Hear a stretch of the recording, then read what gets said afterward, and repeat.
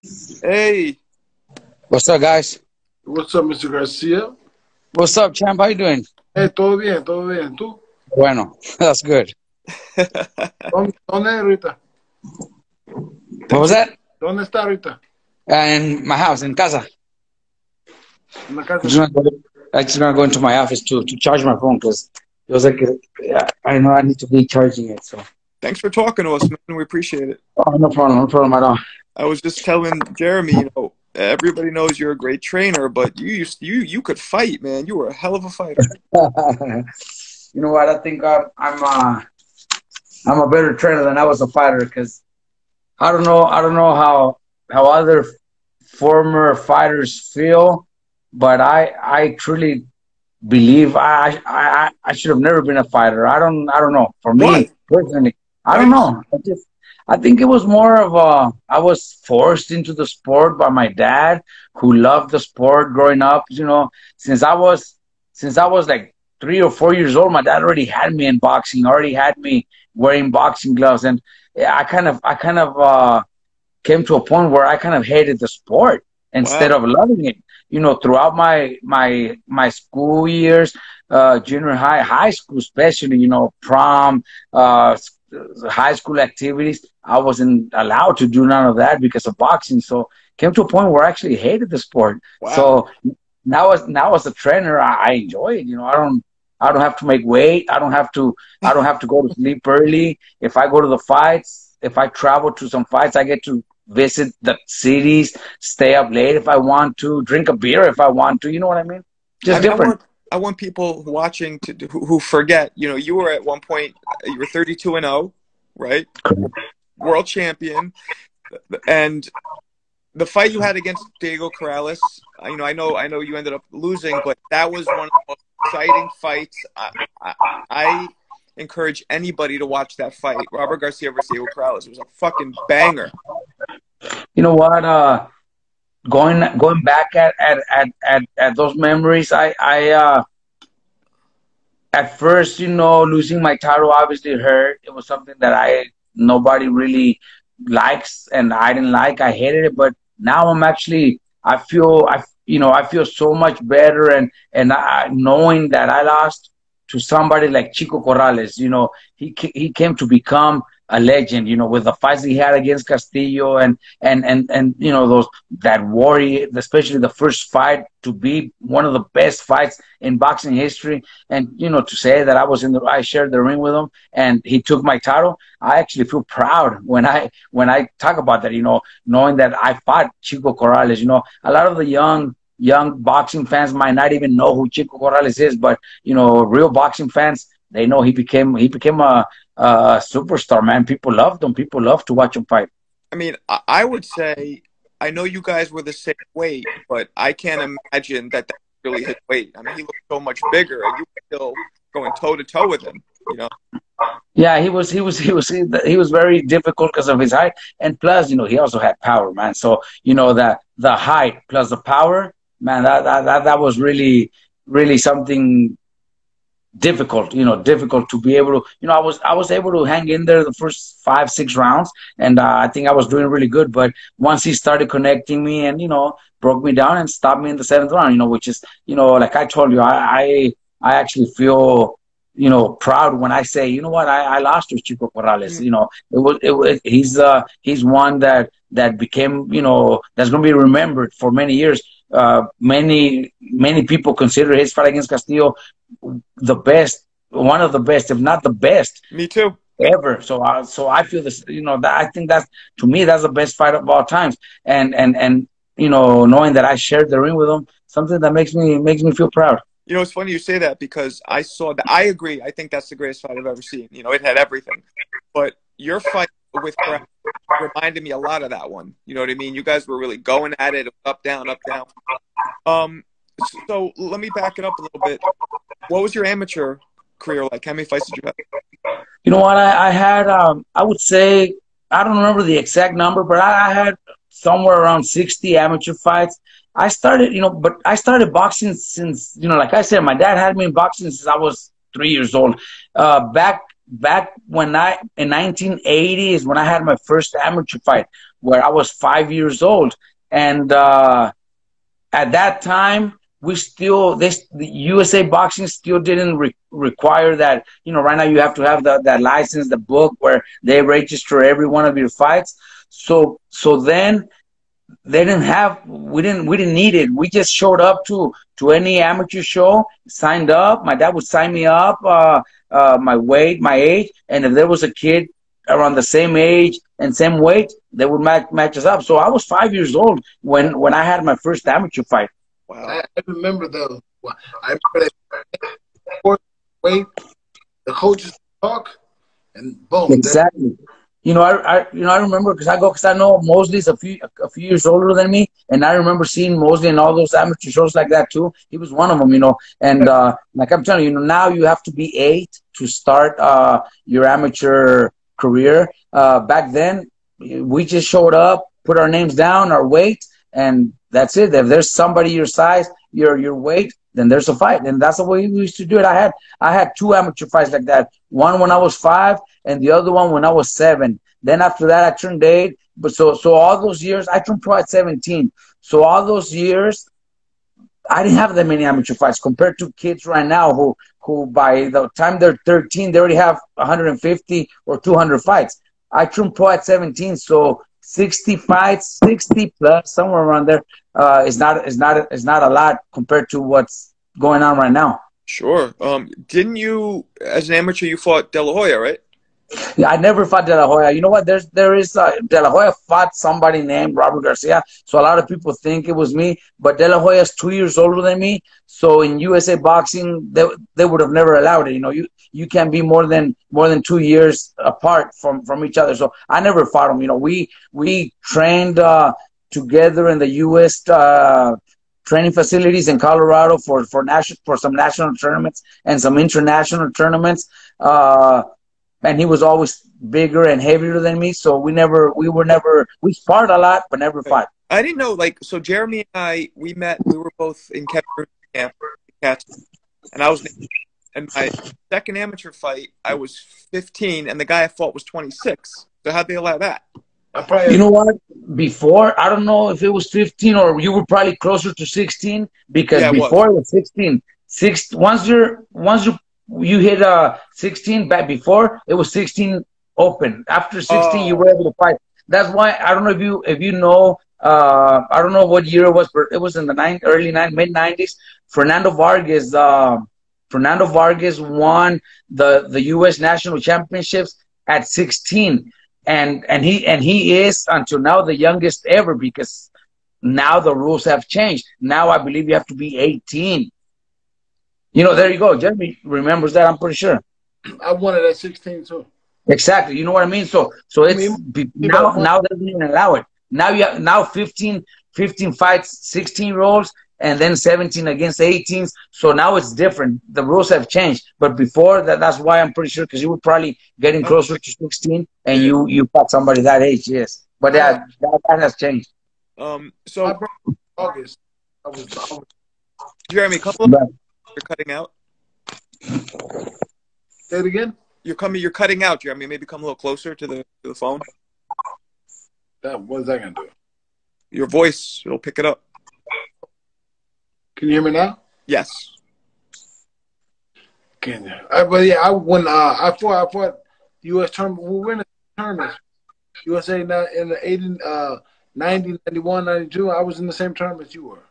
Right. No, I remember that. I was in the I think we were in the same the U.S. national champions in 91 or 92. I remember that. And then in 92, I think I don't know, the Western Trials. I don't know if you were in the Western Trials, but I was. I was open because I was on the U.S. team. So yes. I walked right to the. So you went right through it. Yeah, I had to compete in the Western Trials to be able to make the trials. So it was a lot different than now. Now they go by points, and some kids make it to the Olympics without even having to compete because they have enough points to make it. It's just the weird situation now. Wow. So your nickname at one point was Grandpa. Is that true when you were fighting? Grandpa was my nickname since I was an amateur, and my dad, I don't remember, but my dad tells us the story that I was like 10 or 12 years old, and I was already, competing and winning fights, because I think I went undefeated for a few years without losing a fight. So my dad tells me that there was a few coaches in the LA area that every time we showed up to the fights, that they would say, "Oh man, look, here comes that little killer, that little killer." So my dad didn't really like them calling me killer. So he told them, why do you guys call him killer? Oh, because he's badass. We like the way he fights. So my dad says, well, I don't really like that nickname. So if you're gonna respect him, maybe respect him like you would respect your grandpa. So then the parents themselves, they're the ones. The other coaches are the ones that start. Oh, here comes grandpa. Here comes grandpa. So that name stuck with me, and until now, there's still some boxing people that go back to my amateur days that still call me grandpa. Now I am a grandpa. I have a 2-year-old grandson. Beautiful. Good for you, man. Well, you became world champion. Had you not done that, what would you have done? You know what? I think I would have probably been doing something else, because like I told you guys, I came to a point where I didn't like the sport. I hated the sport too much. Too much politics. The training, obviously. The diets. Staying away from home, training camps. It's just a difficult sport. So I'm pretty sure I would have had to find something else to do. I always enjoyed and since I was a kid, I always thought one day I would have been a police officer. Since I was a kid, that was one of my dreams, and maybe I would have tried for that, But you know what? I guess everything is meant to be. One day after I retired, a couple of years after I retired, my dad invited me to the gym and told me to come and help him out with some of the kids, and I did, and I fell in love with it again. As a coach now, not as a fighter. I fell in love with the sport. I enjoyed working with the little kids and traveling to tournaments. Like I said, not having to make weight, not having to be in bed early. I could go out and eat whatever I want. Drink a beer if I want to. I never drank before when I was fighting. So once I retired, I like to have a beer or two once in a while. But so stuff like that is what changed my idea of the sport. Now I enjoy it. I love it. Was your dad? Did your dad give pro or? My dad never turned pro, but he tells us stories that when he was in Mexico, he used to fight, but as an amateur, and he used to fight. I believe there was a local church in his hometown where they used to do boxing amateur fights to raise money for the church. So he says that he had a few amateur fights, but it was all for a church in his hometown. It's kind of like you, Jeremy. Jeremy's dad trained him. But Jeremy, what? Your dad never fought, right? No. But he trained you for the first what? How long? 10 years. Yeah. So, yeah. Well, that's the way my dad was. And then when I was born, because I was the firstborn here in the United States, all my older brothers and sisters, my older brother and sisters, they're all from Mexico. So when they came to the United States is when I was born. So I remember being 4 or 5 years old. My dad used to take us to the gyms in LA to go see. I remember seeing guys like Pepino Cuevas train, Roberto Duran. I remember Roberto Duran. So there was a few top names that my dad used to go into the gyms in LA, take us to see them train. One fight that I clearly remember that he took me to, and I remember because this is always something that I'm always going to remember, when the fight was almost going to be over and everybody was up cheering for the fight. My dad put me in his shoulders so I could see, because I believe I was 6 years old. That's Salvador Sanchez versus Wilfredo Gomez. I remember my dad took me to that fight, and that's a memory I have, So, my dad grew up loving the sport and teaching us the sport too, because he trained me, my brothers, and my four sisters. They all know how to. He trained all of us at home. And so, in your training now, what do you transfer to your students? You know what? One thing that my dad has always been very, very strict and very hard with his fighters when he was training is being disciplined. And it's one of the most important things, the discipline. A lot of things have changed. Before, when we had training camps, my dad would take us, me, Fernando Vargas, to training camp, like to Big Bear for 2.5 months or 3 months before a fight, and we would focus on the fight. Back then we didn't even have phones, so we were gone. We were gone for 2.5 months to 3 months training camps where we wouldn't even get a phone call from the family, the wife, the kids, nobody. Come the fight week, he was just very strict to the point where it gets a little, you get a little lonely and a little sick, a little sick. It's a tough sport. Now things have changed. Boxing, has had a lot of change. A lot of fighters now bring the wives with them into training camps, or the week of the fight, they're hanging around with the family. A lot of things have changed, So those are things that I allow also.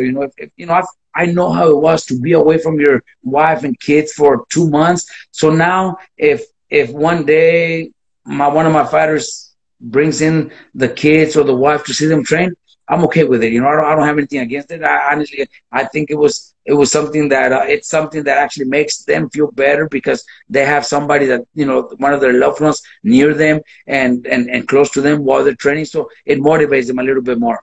Mm. Do you think it's harder to train your brother since you're family, or is it easier to train your brother's family? Okay, what was that again? Can you repeat that? Do you think it's harder to train your brother since you got family, or that makes it?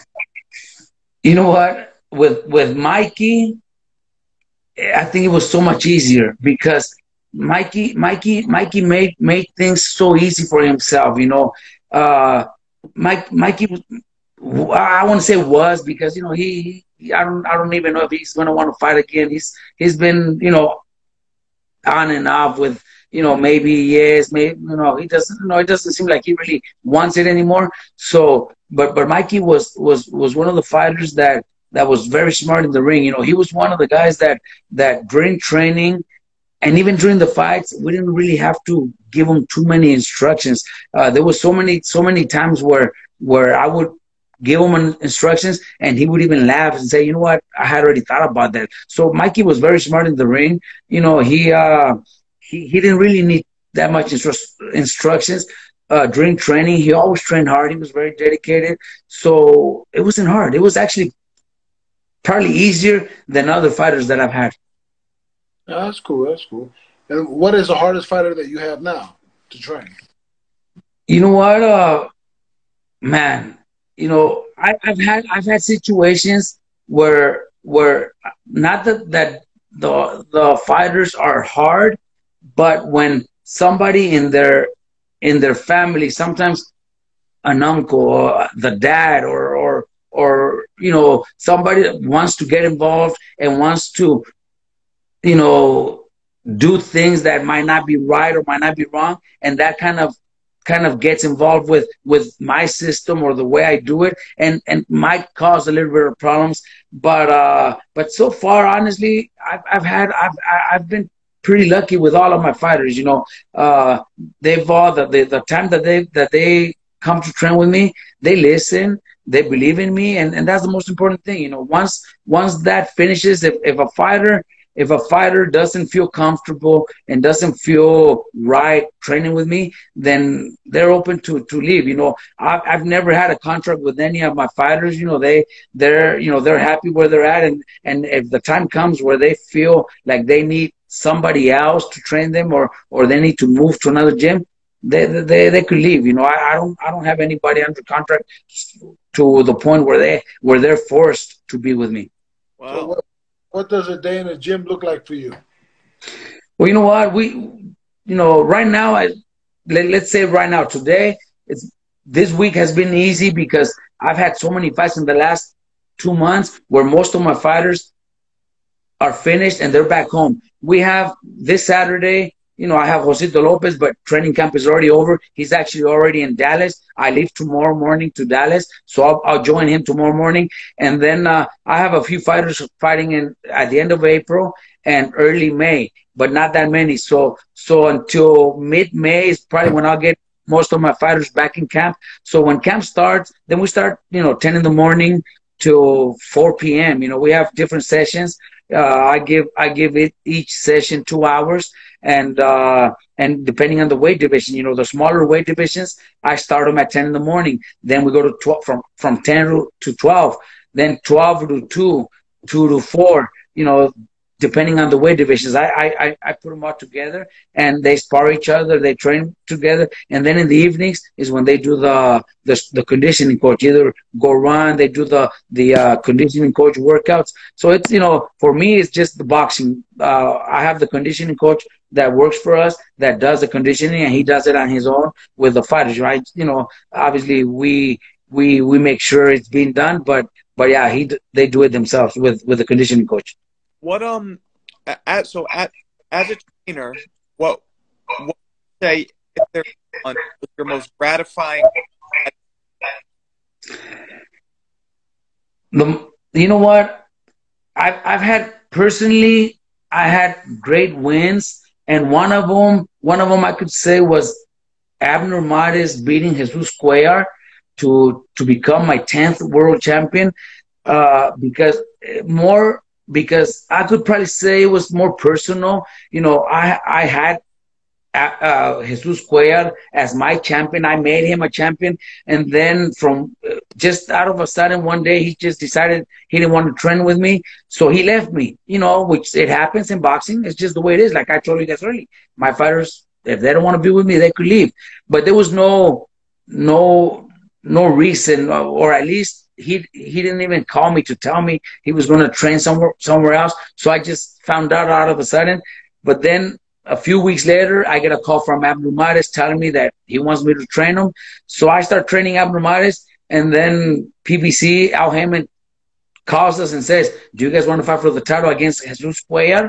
So I said, "Sure, let's do it." So that was my first fight with Abner Mares, and we go and beat Jesus Cuellar for Abner to become champion of the world. So I went and beat a champion that I had made and took the title from him. So that was one of my most my personal wins. But I think the biggest win still now, it's probably been Maidana when he beat Broner. Nobody gave us a chance. The night before the fight, everybody's hanging around in San Antonio in the hotel lobby, a lot of reporters and boxing people. And I was there too. And everybody was talking about the fight, and not one single person gave me a chance. Everybody told me, you know what, there's no way Maidana could beat Broner. I even had a few bets with some reporters that I was going to win, and, nobody believed it. And then after the win, I think that made a big difference. That changed a lot in my career as a trainer. I think that started getting more attention, and brought me, bigger fights and all that. So I think that win is probably the biggest win that I've had. I mean, I loved every second fight.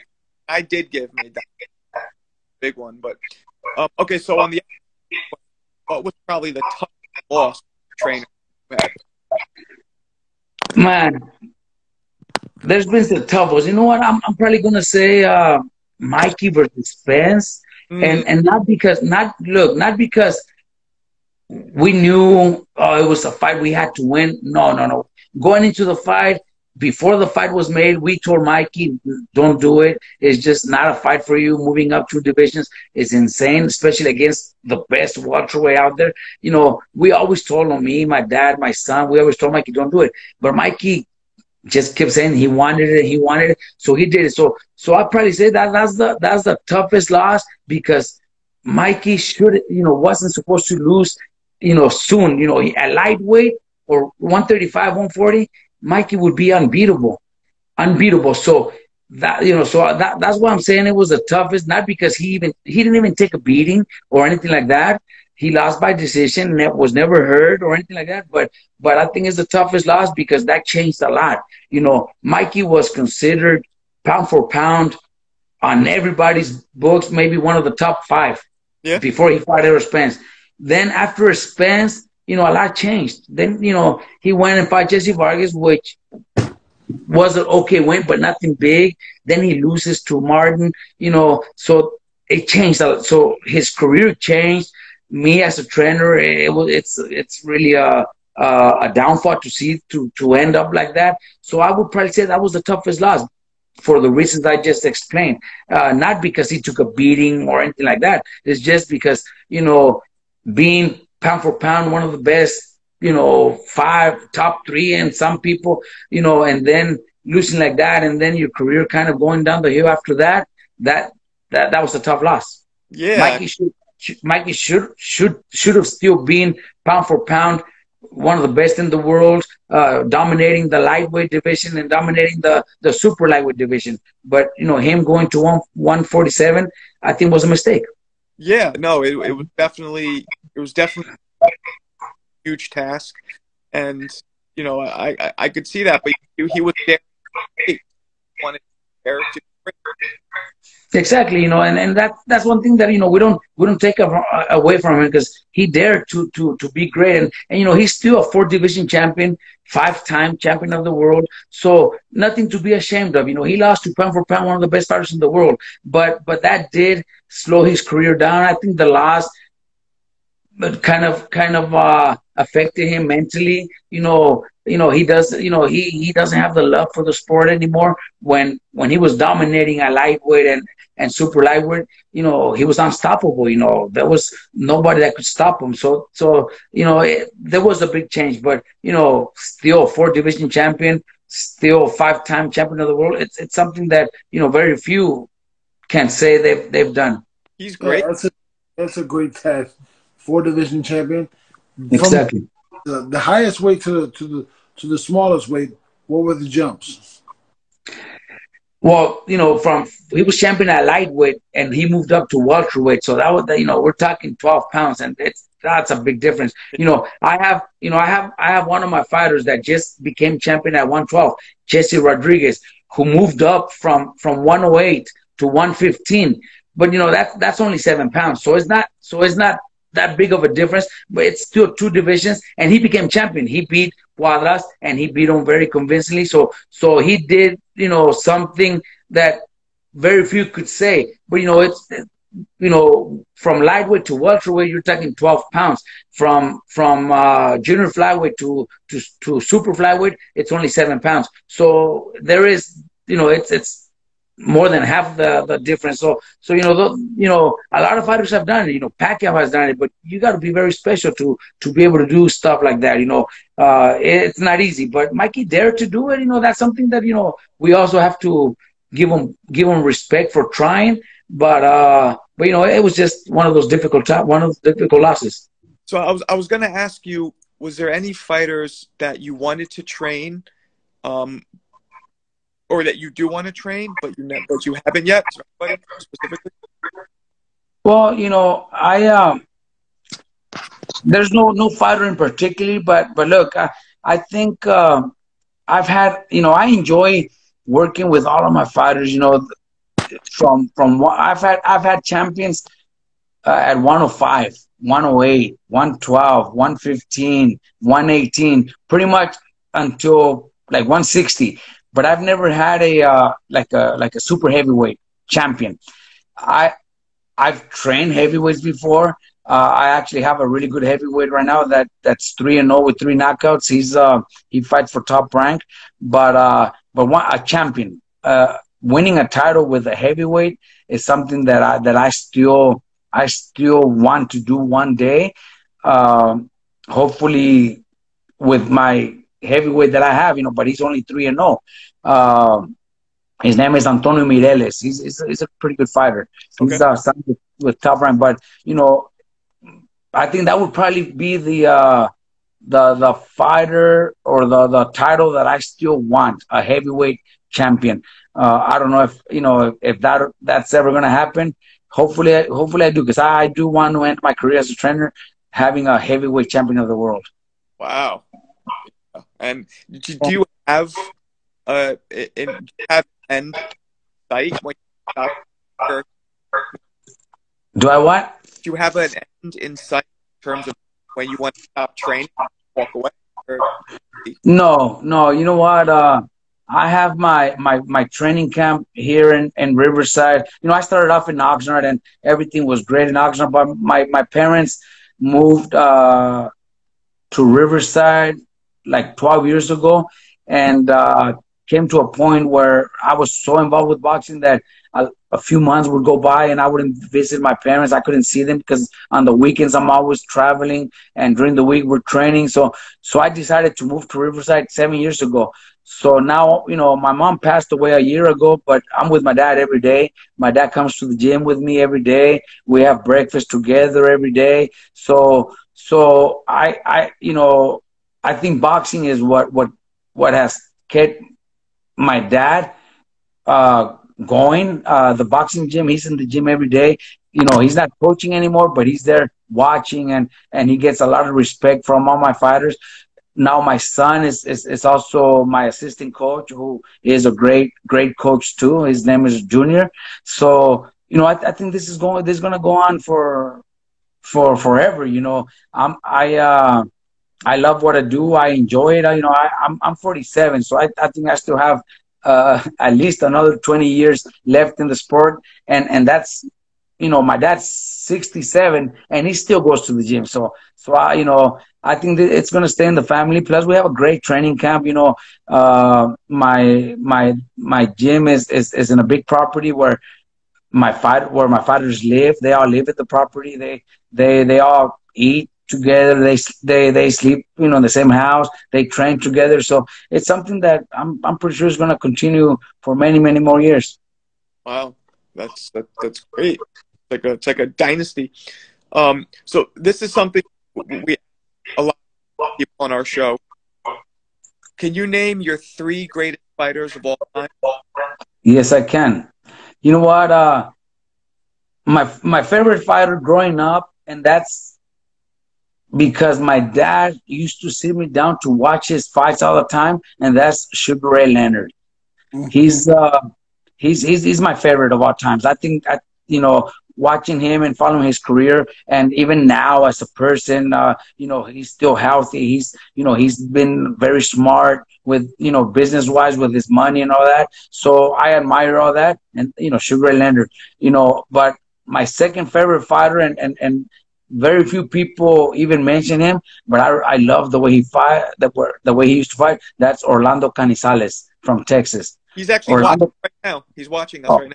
Man, that guy is unbelievable, man. His footwork, you know, if you guys go back to one of my fights against John Molina, I believe it was the 4th round. I could be wrong, but 4th or 7th round, I did things that I learned from Orlando Canizales, where I would pivot and throw my left hook, pivot to the other hand and throw my right hook, you know, just little things like that, you know, I just, you know, I loved Orlando Canizales. He's still, you know, one of my favorites, you know, like I said, second to Michael Nunn. And another one, you know, I think it's Salvador Sanchez, who I think was going to be, if he wouldn't have passed, I think he would have been the best Mexican ever. You know, obviously a lot of people might disagree with me because Chavez is a legend, and Chavez is everybody's favorite fighter in Mexico. But I think Salvador Sanchez, I think, would have been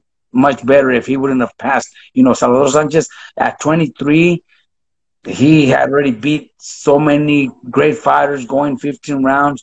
I loved his technique, and you know, those are my 3. You know, I don't want to leave I don't even know if I could think of his name, but he passed away in the 80s. I also used to love the way he fights. He's from Mexicali, but man, I can't even can't think of his name. But you know, if I remember, I'll let you guys know. He used to also have really good footwork. Wasn't very famous. He was a champion, but never very famous. And I always love to mention him because he's one that people have forgotten. And if people go watch his fights, he was great. But man, I just can't think of his name right now. Oh, Can't think of it. Gilberto Roman. His name was Gilberto Roman. Yeah, his footwork was unbelievable. I love fighters with good footwork, and obviously Leonard was one of them. Canizales, great footwork. Salvador Sanchez was just really good with he was very strong, with his power and everything. So that also has, you have to have good footwork to be able to hit that hard too, and be that strong and be able to go 15 rounds without even opening your mouth. And that's what Salvador Sanchez used to do. Yeah, big shout out to Orlando watching us right now. I'd say that Manny Pacquiao took a at Orlando book to do it, right? With the footwork. Exactly. No, I'm telling you, those are things that I practiced when I was fighting, and it's difficult for every fighter to do it. Also, there's fighters that have it and fighters that don't have it. Right now, my young champion that I told you, Jesse Rodriguez, he does a lot of similar footwork. But he's just a natural also. But I love to bring up Canizales to him, just so he keep it in mind that there was somebody that great, and also from Texas. Jesse Rodriguez is from San Antonio, and he has great footwork too. And I just bring it up, because he's a natural, but just so he can know that there's been fighters with great footwork, and Canizales is my favorite. Yeah. So here's a question: you think better fighters come from? I mean, we're just talking about Mexican fighters, Mexican American fighters, Mexican fighters. Which ones are bred strong? You know what? I think Mexican-born fighters are hungrier. I just feel, you see those when Mexico has one great champion, you could see the hunger in them. Like I told you, go back to Salvador Sanchez, go back to Pipino Cuevas. I think they were just great, hungry fighters. Morales, Barrera. We've had a lot of champions here, Mexican Americans, that have been great. Also, Oscar de la Hoya, we can't dispute that. Oscar was great. For many years, he was pound for pound one of the best fighters in the world. But I just feel that Mexicans are just raised different. They're raised different. They don't come from rich families. Most of them probably came from very, very poor families. So their hunger brings them to be great and train hard and dedicate themselves. In Mexican Americans, we see a lot, and it happens a lot where promoters start paying them very well, giving them money every month. So their mentalities, their dedication changes. It's happened to many fighters that I've known here in the LA area, where they start getting a lot of money and they don't go nowhere. Why? Because they're not hungry anymore. They don't train as hard. So who do you think could put together a stronger team? A Russian team or a Mexican? Man, it's tough. Those Russians, and we say Russians to all of them, and we say they're all Russians, but they could be Ukraine, Lithuania, whatever. But we say Russians. You know what? Those guys, I think those guys are raised to be fighters since they're kids. I think since they're kids, they already have them in the gym. They're already training to become fighters one day. So that's the way they're raised. I don't know what kind of vitamins or what kind of things they take just to build themselves to one day be unbeatable and be so strong, because they're all so strong. I've worked with a few, and they're strong, man. Those guys are strong. They're stronger than Mexicans, but I think Mexicans probably have a better technique. So I would probably say Mexicans could probably win the fights because of their technique and their skills. The Russians are much stronger, and if they land, obviously they'll hurt their opponents. But I still pick the Mexicans. What about in the smaller, the 25s, the 19s, the 12s, the 6 pounders? Who creates better fighters, Mexicans or Asians? I probably still say Mexicans. You know why? I think, you know, you go on the list right now, and if you go to the list of all the from 118 to 105, you know what? I might be wrong. I was gonna say, I'm pretty sure there's more Mexican champions than Asians, but I might be wrong, man. You know, in the smaller weight divisions, you know, Japan has some great champ. Actually, a 112 pounder that's insane right now. He's unbeatable at 112, and Japan has him. The Philippines also has some great champions. So I might be wrong, man. I might be wrong, but you know, me being Mexican, I gotta go with the Mexicans. Well, right now, who are your top three pound for pound right now? Pound for pound, top three, I have to say Canelo's number one. You know, there's no question. I think everybody in boxing should have Canelo as number one. I really like, you know, I would say Crawford and Spence. Between those two, it could be either way, two or three, or vice versa, whichever one, because they are both very, very, very good fighters. And you know, and me personally, I like the way both of them fight. You know, I pick Crawford over Spence. I think Crawford number two and Spence number three. But those could be my top three, because I just, you know, I'm a really fan. I'm a fan of them. They fight very well, and I like their styles. So if they fought each other, you would pick Crawford? I think Crawford. I pick Crawford. You know, Crawford. Well, he said there's a better fighter. There's two reasons. You know, I think there was a big difference when Spence got into the car accident. I think that has a lot to do. And now his eye surgery. You know, he has an eye problem. So before the eye surgery, you know, if you don't have a problem, if you never had a problem, you fight without fear, with no problem. You know, you just go out there and you're gonna handle business. And that was Spence. But since that surgery, you know, there has to be that question in the back of his head is, what if I get hit again? What if it happens again? So he has to be a little more careful. And I think we'll see this Saturday when he fights Ugas, see if he fights a little more careful, if he fights a little more cautious, we'll see the difference. If he goes out there and doesn't care and just goes out there and takes care of business, then you know, good for him, you know, because he is a great champion. But those are probably the reasons I would probably pick Crawford over Spence. Do you give Ugas a shot at all? You know what? Everybody always has a chance. You know, you land a punch or you're, you know, everybody has a chance. But I do believe that Spence wins without a problem. I think he wins by decision, but I think he wins clearly, a unanimous decision. Wow. Okay. And I'm a huge fan of Tyson Fury. I think he's one of the most talented heavyweights I've seen in a long time. What do you agree? I do agree. You know what? I do see that there is some times where he throws his punch, especially the right hand, a little wide, but he's that big that he could do it. He gets away with it. You know, he's going to be a lot bigger than most of his opponents, and he throws those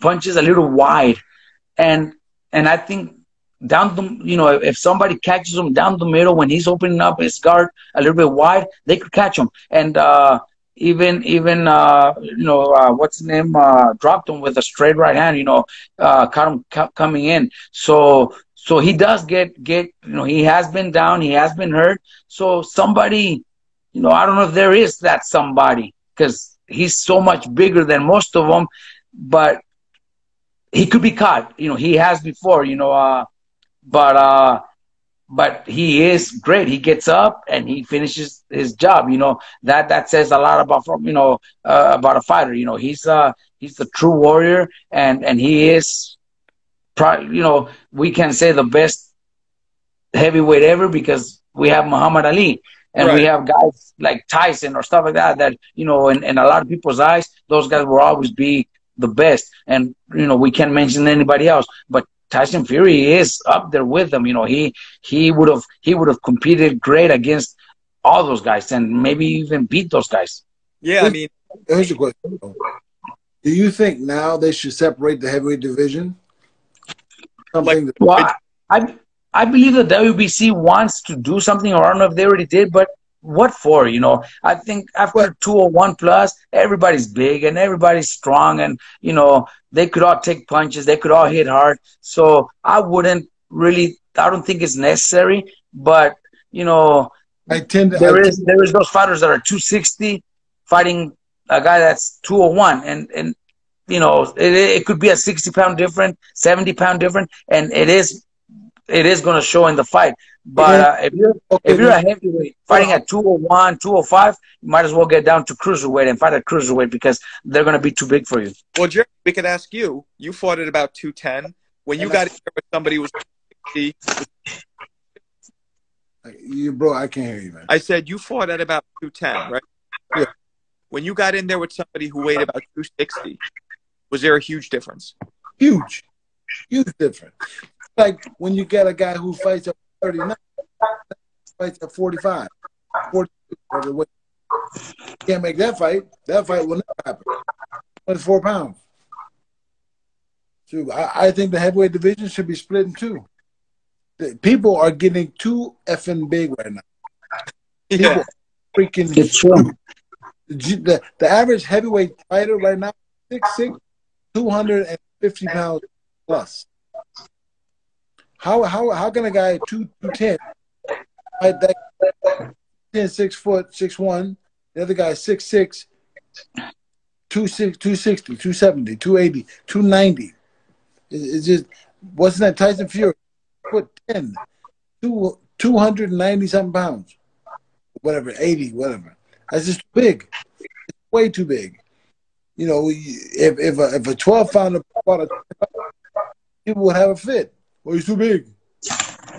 True? And you know what? You're right, because right now, if you come into the weigh-ins and the fight's scheduled to be 126, let's just put a number out there, 126, and the guy comes in at 129, the commission doesn't even allow them to go lose weight. They have to agree somehow to the fight because it's already too much, too much weight to lose. So they wouldn't even allow them to lose 3 or 4 pounds because it's too much to lose. So, talking 30, 40, 50-pound difference, it is a big difference. I think it is the right thing to do. But my opinion is, if you're weighing 210, well, might as well get down to 200 and fight at cruiserweight because they are going to be too big for you. Those guys, somebody coming in at 270, 260, 270, it's a big disadvantage. I do believe that they should split. Like there should be a cruiserweight, there should be a heavyweight, and then there should be a super heavyweight. Right, which should be like 225, 230, whatever. 230, whatever. So, Robert, right? One of the divisions in boxing is like the 135-pound class. Which fighter do you like the most out of all those guys? Tank David or all those guys?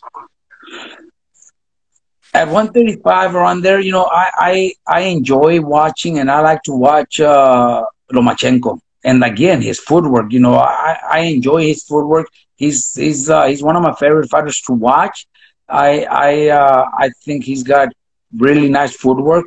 So Lomachenko is probably my favorite one. I also like Shakur, who's got a big fight coming up.